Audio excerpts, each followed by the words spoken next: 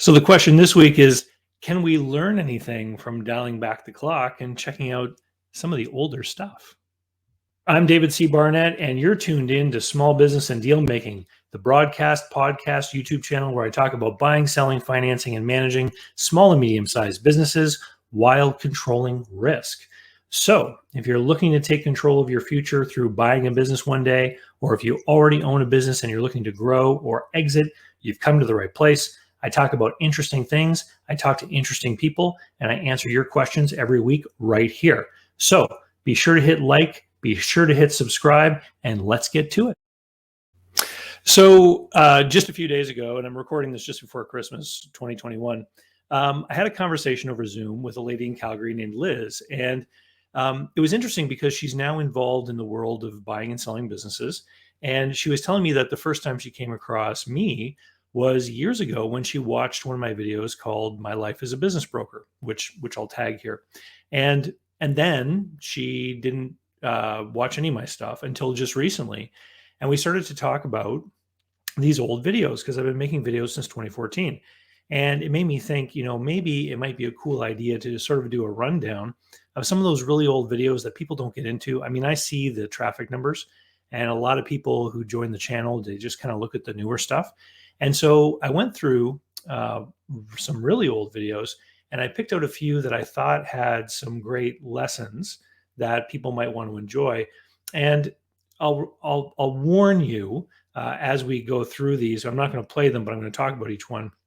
These are videos from a long time ago when I had, poor resolution cameras and, a larger collar size and other sort of things that make the videos less appealing from an audio visual kind of experience. But I mean, we're here to learn. We're here to learn about the content and the ideas and the concepts. So I would urge you, don't dismiss them because they're choppy or the noise is bad, the audio is bad, or because the camera was shaking because I was recording while driving in a car, which I don't do anymore. But I think there's some important lessons in here. So let me take a look. I'm going to share my screen here. And so this is one of the first ones. If you watched a few weeks ago, I had John Mill on to do an interview about his book, Hire Your Buyer. And when I started to go through these old videos, I realized that I had made a video back in 2018 that was about staged buyouts, which is a very similar kind of thing.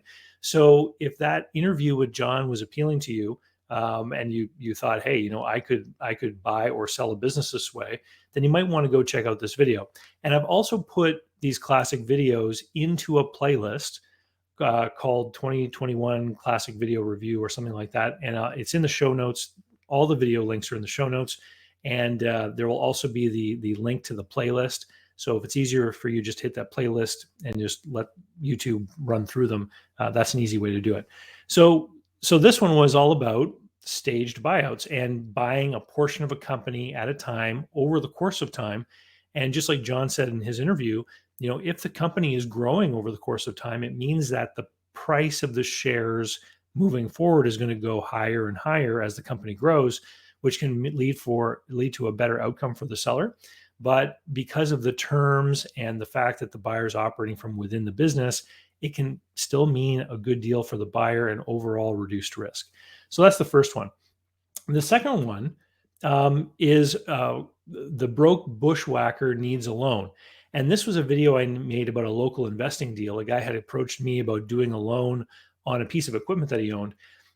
What's important, an important takeaway from this video is about cash flow and cash management, because it tells the story of somebody who was flush with cash at the end of their busy season, chose to pay off debts, and then was in a cash crisis because they did not follow the principle of matching the length of your debts with the lifespan of the things being financed. Because if the guy had never paid off the debt, he wouldn't have been in the crisis problem that he found himself in. So this is a great video that talks about that. A lot of new business people are debt averse. I was asked to judge a pitch competition for startups. And one of the pitches during the competition was, and these were younger people, they wanted $700,000 to invest in equipment. And then they had a business that they wanted to proceed with. But the reason that they wanted all the money up front to buy the equipment is because they thought that without the loan, without the debt payment, it would be easier for them to make money, not realizing that it really doesn't matter. The activity of the business has to cover the cost of that equipment, whether it's through a sinking fund to replace the equipment or through financing costs when you pay for the equipment over time or what have you. This video gets to that point. The next one is from September 2014. And this one has got a lot of views. It doesn't have nearly enough thumbs up. And back in those days, I rarely asked people to hit the thumbs up. So if you're going through these videos, it would be a huge help to me if you hit the thumbs up on some of these older videos to get the algorithm to recognize that they're good. This is an important one. It's one of the regular bits of advice that I give to a lot of buyers. You do not need to make one offer when you offer to buy a business.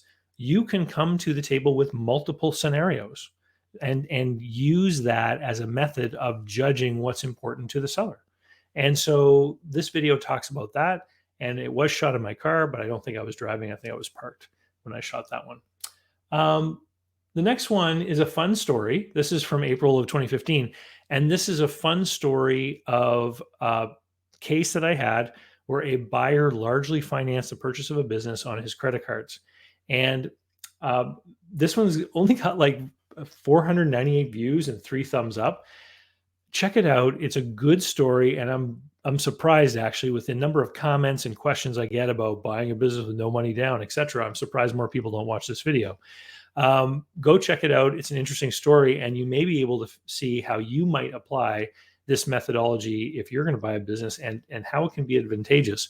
The buyer in this case was able to get enough points on his credit cards for a few vacation trips, I think. This next one is from November of 2015. Delegating responsibility versus delegating tasks. And this is more of a management oriented video. And it's a good one.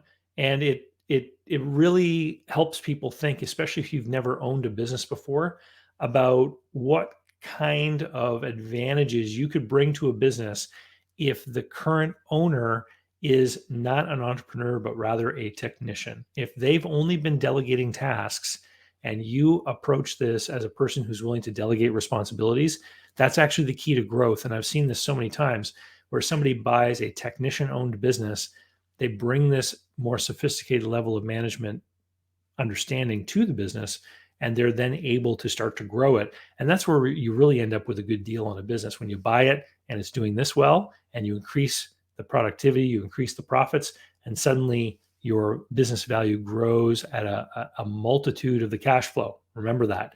So if you can figure out how to make an extra $10, a lot of times these small businesses, the value of the business is going to go up by 20, 25, maybe $30. So it can make sense to figure out what is my plan and how am I going to do things better once I know what's going on in the business. So this is another one you might want to check out from way long time ago. And then finally, this one is from October 2015. Is it wise to buy a failing business and turn it around? And there's been a lot of talk lately because of the germ that's going around over the last 2 years about the whole concept of distressed businesses. I made a video just a few weeks ago about distressed businesses and the different formats of distress that I've seen, some of which the sellers recognize on their own behalf, and other times when they don't even know that they're in a distressed situation. And so this video addresses whether or not it is even a good plan to approach it from this point of view. And so with that, thank you so much to everyone who's been subscribing to my channel. I can't believe that I'm practically at 20,000 subscribers. It's been a long haul since 2014. I appreciate all the positive comments that people leave on the different videos. I try to respond to all of them. It really helps when you hit the thumbs up button. I don't think you understand. It doesn't cost you anything, but it demonstrates to YouTube that people enjoy the content. And what that does is it puts the video in front of other people who've never seen the channel before, who have been watching videos around the same topics.